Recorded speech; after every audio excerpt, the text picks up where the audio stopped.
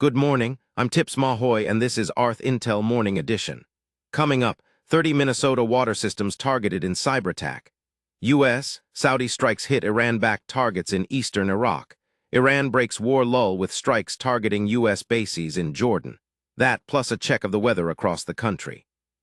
State officials say more than 30 Minnesota community water systems were targeted in a coordinated cyberattack over 2 days, July 26 and 27. 4 cities, Plymouth, South St. Paul, Maple Plain, and Braham, publicly disclosed the attacks, saying the impacts were limited or mitigated, and residents could continue normal water use. The Minnesota Department of Health says it's not aware of any municipality asking residents to alter their drinking water use because of the attacks. Minnesota IT Services says the state has activated its cybersecurity incident response capabilities and is working with federal and private sector partners to investigate and strengthen defenses. The United States and Saudi Arabia carried out joint airstrikes on Iran-backed groups in eastern Iraq, targeting logistics hubs and weapons facilities, according to U.S. Central Command. CENTCOM says the strikes came in response to more than 30 drone attacks in the past 72 hours on U.S. forces and Saudi energy infrastructure, and cites over 600 attempted attacks between February and April. Saudi Arabia's defense ministry says the operation was conducted under Article 51 of the UN Charter as an act of self-defense, adding it does not seek broader escalation. Iraq's Popular Mobilization Forces condemned the strikes as a violation of Iraqi sovereignty, reporting deaths and injuries among its personnel, though it did not give a confirmed casualty count. Iran's Islamic Revolutionary Guard Corps has claimed responsibility for ballistic missile strikes targeting U.S. bases in Jordan. U.S. Central Command says the IRGC launched multiple missiles in what it called an attempted surprise attack, but confirms all were intercepted, while Jordan's military says it shot down 5 missiles coming from Iran.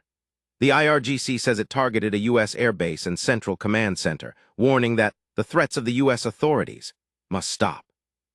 This marks Iran's first direct attack on a regional country since Washington struck southern Iran last Friday, and comes as the U.S. and Saudi Arabia carried out separate strikes on pro-Iran militias in Iraq the same day. ArthIntel Headline News is brought to you in part by Toolbox Development, AI web development and marketing. Learn more at toolboxdevelopment.net. We'll be right back. President Trump and Ukraine's President Zelensky met Tuesday at the White House, ahead of the funeral for Senator Lindsey Graham. The closed-door talks focused on licenses for Ukraine to produce its own Patriot interceptor missiles, along with what Zelensky described as other ideas to help in the war against Russia. Zelensky called it a good meeting, while Trump said on Truth Social it was a great honor to meet him and that the meeting went very well. According to a person familiar with the talks, officials also agreed that Trump envoys Steve Witkoff and Jared Kushner would travel to Kyiv at a future date. Wisconsin Democratic gubernatorial candidate Francesca Hong is facing scrutiny over past social media posts. Her campaign told Fox News Digital she does not recall a 2021 post calling to abolish the U.S. Senate and says that's not her current position. Republican rival Tom Tiffany claims Hong previously supported abolishing the Senate, police, and prisons, alleging her campaign is misrepresenting her record. The dispute comes after DSA co-chair Megan Romer confirmed on Fox News Sunday that the Democratic Socialists of America support abolishing the Senate, national borders, and prisons. Immigration and Customs Enforcement agents arrested 2 Mexican pastors at McAllen Airport last week as they attempted to board a flight to a marriage conference in North Carolina. According to a Department of Homeland Security spokesperson, Nepthali Zazia Saucedo and his wife Cynthia Sarai Cardona Otero entered the U.S. legally in February 2022, but their visas expired that July, and DHS says they remained in the country for 4 years afterward. The couple, assistant pastors at a church in Edinburgh, Texas, were released under ICE's Alternatives to Detention program and must check in monthly with immigration authorities, with their case still unresolved. Democratic Rep. Henry Kuehler says he helped facilitate their release, arguing ICE should use more discretion with religious workers, while DHS has stood by its account of the overstay. Dr. Anthony Foss returns to Capitol Hill Wednesday for a hearing expected to be combative, after Sen. Rand Paul subpoenaed the 85-year-old former NIAID chief in June. Ahead of the hearing, the Senate Homeland Security Committee released more than 1,100 pages of Fauci's personal diary, which HHS Secretary Robert F. Kennedy, Jr. says he found on government servers and turned over to Paul and Sen. Ron Johnson. Paul has long accused Fauci, without evidence, of greenlighting gain-of-function research in Wuhan that he claims led to the pandemic, an allegation Fauci has repeatedly denied, including in his diary entries. Paul has suggested he could pursue perjury claims depending on Fauci's testimony, though he and Johnson have both said they don't expect major new revelations from the hearing. ArthIntel Headline News is brought to you in part by Toolbox Development, AI Web Development and Marketing. Learn more at toolboxdevelopment.net. We'll be right back. The Tampa Bay Buccaneers are looking for redemption in 2026 after a rough finish to last season. Tampa Bay started 6-2 but collapsed down the stretch, finishing with the league's worst against the spread record, as Baker Mayfield played through injuries and Mike Evans, Bucky Irving, and Chris Godwin, Jr. all dealt with health issues. The team has since fired offensive coordinator Josh Grizzard, bringing in Zach Robinson, a former position coach of Mayfield's, to run the offense. With Evans gone, Emeka Egbuka is expected to step up as the team's top receiver, and Tampa Bay is once again favored to win the NFC South. The Detroit Tigers host the Baltimore Orioles Wednesday afternoon, coming off Kevin McGonigle's 4-hit performance on Tuesday. Detroit sends Tarek Skubal, 7'5" with a 2.7 ERA, to the mound against Baltimore's Trevor Rogers, who is 6'7" with a 4.17 ERA.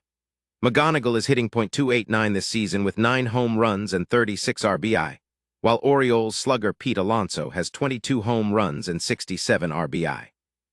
Baltimore currently leads the season series 3-2, as the two teams meet for the 6th time this year. The defending NFC South champion Carolina Panthers enter this season as one of the longest shots in the league to repeat, with preseason division odds of plus 425 from DraftKings. That's despite a wild 2025 run that saw Carolina upset the Packers and Rams and nearly beat the Rams again in the playoffs, pulling off 2 outright upsets as underdogs of 9 or more points. The Panthers have poured big money into their defense over 2 off-seasons, adding linebackers Yalen Phillips and Devin Lloyd this year after bringing in DT Tershawn Wharton and safety Trevon Moehrig last season. On offense, the Panthers are reportedly hopeful running back Jonathan Brooks is finally healthy after Chuba Hubbard lost the lead job to Rico Dowdle, who has since signed with the Steelers. With Monday's 6 p.m. ET trade deadline looming, MLB executives are eyeing last year's Blue Jays' run to a Game 7 World Series appearance as proof any contender can make a deep October push. The Cubs' rotation has been gutted by injuries to Cade Horton, Justin Steele, and Edward Cabrera, and by the designation for assignment of Jameson Taillon, leaving pitching as their clear priority, with names like Freddie Peralta, Clay Holmes, and Robbie Ray mentioned as potential fits. The White Sox, meanwhile, are reportedly looking for catching help after losing Kyle Teal to a significant ankle injury, while the Yankees' top need is said to be a power reliever, with San Diego's Mason Miller and Adrian Morjan among the names discussed. Other contenders, including the Braves, Rays, Mariners, and Phillies, are also weighing moves for starting pitching and offense as they position for a postseason run.